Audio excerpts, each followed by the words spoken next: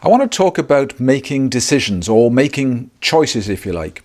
We're making thousands of them all day, every day. Some big, mainly a lot small. So it's a pretty small decision. What TV channel shall we watch? But what actually goes on in your mind when you make that choice? Or what car shall I buy next? Or which job shall I choose? Shall I choose the job that's got really good prospects long term, but the salary isn't good for the first year or two? Or do I take the job that's really is a lot of fun and really good salary, but I may not survive it for more than 6 months?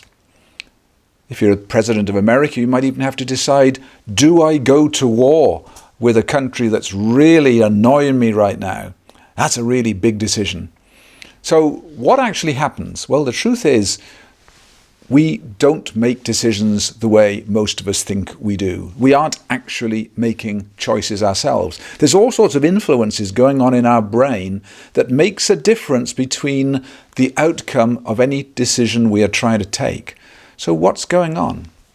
Well, there are some folk who make very logical decisions, always cold, clinical, no emotions. And there are others who get completely swayed by their emotions. And there are some people who struggle to make any decision at all. Well, so what is the process that goes on in the brain? The part of the brain that makes decisions is the bit where we think. It's called the executive function, or the thinking brain, or the working memory, or all of those areas generally describe the part of the brain that makes decisions. It's where we plan, it's where we organize, where we think things through, and that's where decisions are made. The more available working memory you have, generally the better decision you make, because you can take more factors into account. There are some people, because many of their everyday skills have never been made automatic, actually are operating with very little working memory. The less working memory you have, the less control on your emotions, therefore the more emotional your decision is going to be, and the less things you can take into account.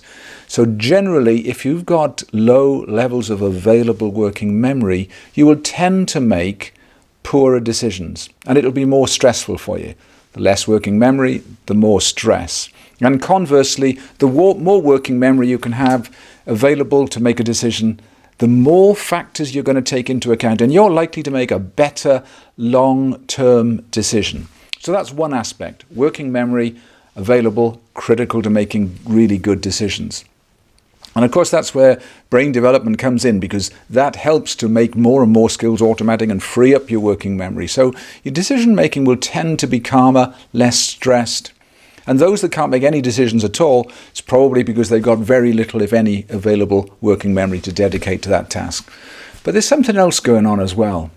When we are making decisions, we're being bombarded by impressions from our past, not in words, but all those things that happened to in the past that make us frightened, make us fail, make us be in pain. All of those things are linked by our amygdala. The result and the emotion we felt is linked by the amygdala.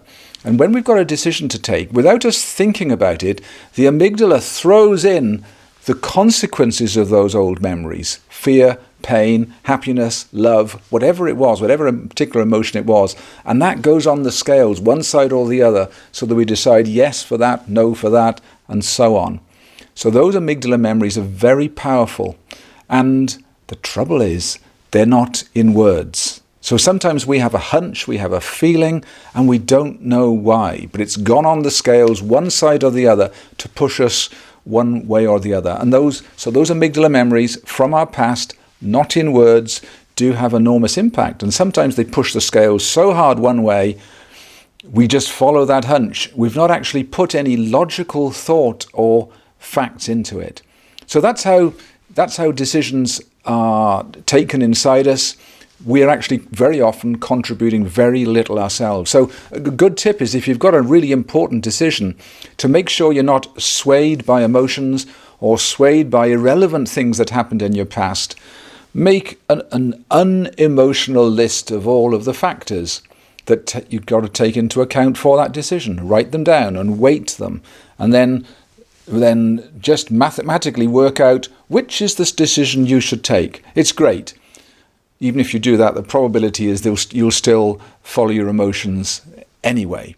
So what happens in our conscious thought is a different process to what happens in our subconscious thought. When we make conscious decisions, we're thinking about it, and we're likely to be more logical. Subconscious, of course, we can make decisions, especially impulsive ones, where we don't think things through. And that's just the combination, the net result of all the things that have happened to us in the past.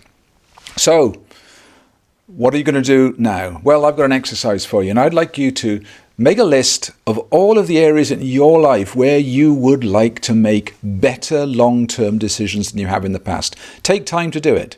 So what food you should be eating for your health, what you should do about your relationship and relationships with your family and your partner to make it even better. What use should you make of your free time? What are you going to do for personal development? How do you spend your money? Where's your next holiday? All those big, important decisions, make a list of them and just determine that you're going to think them through more carefully than you ever have done before. Now, finally, this is the 4th week and you've got Insight coming up. And when you do Insight, make sure that you get quiet space, you've got time to do it, make sure that you're not tired, because the wonderful thing about Insight is that you can see a measure of if and where your brain skills have improved since you started the course. So enjoy that whole process. See you again next week.